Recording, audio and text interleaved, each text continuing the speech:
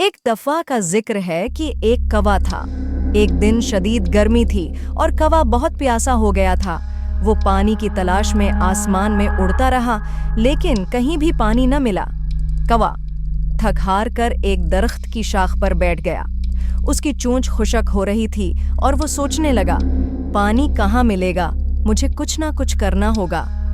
اچانک کوا نے دور ایک گھڑے کو دیکھا۔ وہ خوش ہو گیا اور فوراً گھڑے کے پاس پہنچا، لیکن جب اس نے گھڑے میں جھانکا تو دیکھا کہ پانی بہت کم ہے اور اس کی چونچ وہاں تک نہیں پہنچ سکتی تھی۔ کوا مایوس نہیں ہوا۔ اس نے سوچا کہ اپنی عقل استعمال کر کے اس مسئلے کو حل کرے گا۔ کوا ادھر ادھر دیکھنے لگا۔ اس نے قریب ہی کچھ چھوٹے چھوٹے پتھر دیکھے۔ اس نے ایک ایک کر کے پتھر اٹھانا شروع کیا اور گھڑے میں ڈالنے لگا۔ کوا مسلسل محنت کرتا رہا۔ ہر پتھر کے ساتھ پانی آہستہ آہستہ اوپر آنے لگا۔ آخرکار پانی گھڑے کے کنارے تک پہنچ گیا۔ کوا نے اپنی چونچ ڈال کر پانی پیا۔ اس کی پیاس بجھ گئی اور وہ خوشی خوشی وہاں سے اڑ گیا۔